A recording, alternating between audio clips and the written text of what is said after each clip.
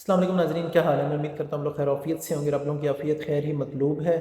नाज़रीन, आज का जो टॉपिक है वो है बैड ब्रेथ का, यानी कि लोगों के ना मुंह से जो बदबू आती है। आपने देखा होगा, आपके कुछ दोस्त अहबाब या कोई फैमिली मेम्बर होगा, जब वो करीब खड़े होकर बात करते हैं तो ऐसे फील होता है कि उसके जो मुँह है उससे बुरी स्मेल आ रही है, बैड स्मेल आ रही है। तो इस बदबू की रीज़न क्या है? अच्छा, मैं इस टॉपिक पे ऐसे कोई बात करना भी नहीं चाह रहा था, लेकिन मैंने देखा कि बहुत से जो लोग बात कर रहे हैं ना, वो बता रहे हैं कि आपके दांत साफ़ नहीं होते, आपके मुंह में इन्फेक्शन होता है, तो उस वजह से ये होता है। तो मैं आपको बताऊँ, मेजॉरिटी ऑफ द केसेस जो है ना, 90% उसमें ये वजह नहीं होती। होती है, लेकिन मुश्किल से 8 से 10% लोग होते हैं जिनका ये मसला होता है। जो 90% लोग हैं ना, जिनके मुंह से स्मेल आ रही होती है, या बैड स्मेल आ रही है, या बदबू आ रही है, उसकी रीज़न ये होती है कि बेसिकली उन्हें हाजमे का मसला है। उनका ये जो गट है, गट का मसला है, स्टमक का, इंटेस्टाइन का, ये मसला होता है कि जिसकी वजह से ये मसला हो रहा होता है। तो आइए नाज़रीन, इसका मैं आपको हल बताता हूँ, वो क्या है। नाज़रीन, इसमें ना कोई कई बातें हो सकती हैं कि आपका जो स्टमक है वो एसिड कम प्रोड्यूस कर रहा है, जो एज के साथ साथ भी ज़्यादातर लोगों को मसला आना शुरू हो जाता है, ये है। या कभी कभी ऐसा होता है कि जो छोटी आंत है, स्मॉल इंटेस्टाइन, उसमें बैक्टीरिया की ग्रोथ बहुत कम होती है। अगर उसमें ग्रोथ बहुत ज़्यादा हो जाए तो भी ये मसला आना शुरू हो जाता है कि वो जो हम कोई भी खुराक ले रहे हैं, जैसे ही वो हमारी छोटी आंत में जाती है, मैदे से जाती है, तो वहाँ फर्मेंटेशन शुरू हो जाती है, तो उससे वो बदबू आना शुरू हो जाती है ऊपर की तरफ। तो ये वजह भी होती है। तो आए मैं आपको अब इसका हल बताता हूँ कि वो क्या है। कि पहला तो ये है कि हमें क्या चाहिए कि मैं आपको कुछ चीज़ें बताता हूँ जिससे आपका हाजमा जो है ना वो स्ट्रॉन्ग हो। ठीक है। उसमें आप क्या कर सकते हैं कि सेब का सिरका बहुत अच्छी चीज़ है। आप सुबह और शाम एक एक चम्मच एक गिलास पानी में मिक्स करें और वो खाने से पहले आधा एक घंटा पहले आप पी लें। उससे क्या होगा कि आपका जो डाइजेस्टिव सिस्टम है, ख़ासतौर पे जो आपका हाजमे का निज़ाम है, ये फास्ट हो जाएगा और स्ट्रॉन्ग हो जाएगा, मजबूत हो जाएगा। तो उससे ये आपका मसला किसी हद तक कम होना शुरू हो जाएगा। और इसके साथ आप क्या कर सकते हैं कि आपने जो भी खाना है उसके ऊपर जूलियन कटिंग करके या बारीक अदरक को चॉप करके वो उस पर थोड़ी थोड़ी डाल लें। जो अदरक है, एक तो वो खाना हाजमे में हेल्प करती है, उसके अंदर ऑलरेडी इंजाइम मौजूद होते हैं, और वो जो इंजाइम की प्रोडक्शन है उसे भी इन्हांस करती है, जिससे जो आपका हाजमे का निज़ाम है वो फास्ट होगा, तेज़ होगा और ज़्यादा बेहतर हो जाएगा। अच्छा नाज़रीन, अब मैं आपको ना दो चीज़ें और बताने लगा हूँ, ये थोड़ी हटके।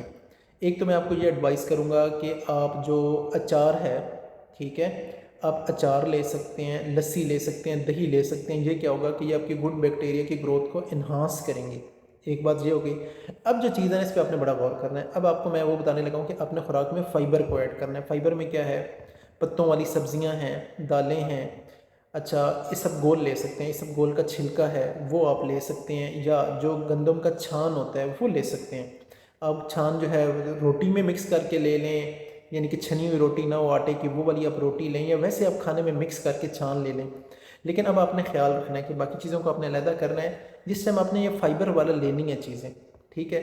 अगर आपने ये फ़ाइबर वाली यानी कि छान और या ये सब गोल आप लेते हैं खाने में, और उसके बाद आपको बदहज़मी शुरू हो जाती है, ठीक है, आप पेट पकड़ के बैठ गए, यार ऐसे लग रहा है खाना रुक सा गया है, तो बस फिर आपने क्या करना है कि आपने दोबारा फ़ाइबर यानी कि इस सब गोल या छान या इस तरह की आपने कोई चीज़ भी नहीं लेनी। इसका मतलब है कि आपको सीबो का मसला है। सीबो क्या होता है कि small intestine bacteria over growth जो है, कि आपकी जो छोटी आंत में उसमें बैक्टीरिया की ओवर ग्रोथ है।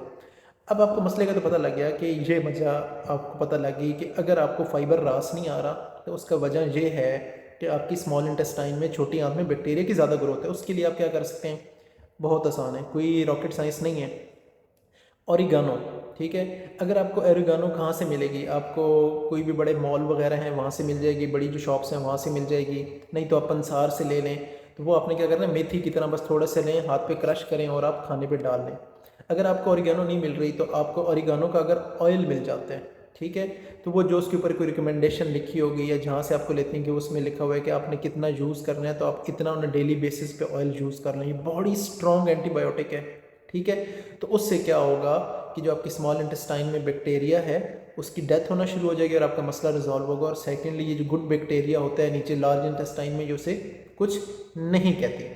अच्छा नाज़रीन, ये होगी जो मैंने आपको बताया था। मैं आपको आपकी समझने के लिए रिपीट कर देता हूँ कि अगर फ़ाइबर लेने से, मैंने क्या कहा था कि आप सेब का सिरका लें, अदरक लें, अचार है, ठीक है, आप अचार ले सकते हैं, लस्सी, दूध, ये चीज़ें लेते रहें। लेकिन अगर आपने फ़ाइबर आपको रास नहीं आया, जो आपको सलाद में मिल सकता है, सेब है, छिलके के साथ अगर खाएंगे तो वहाँ से आपको फ़ाइबर आएगा, तो फिर आपने क्या करना है, सलाद अगर रास नहीं आ रहा तो आपने एरिगानो का ऑयल या एरिगानो ले लेनी है और वो अपने खाने के ऊपर मिक्स करके ले लेनी है। अच्छा नाज़रीन, जो बाकी वजूहात हैं वो क्या हैं?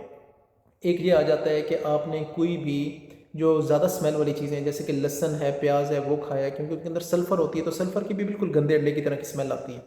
अगर वो थोड़ा सा पुराना होगा, आपने खाया होगा, तो वो है, उसके लिए आप ब्रश कर सकते हैं।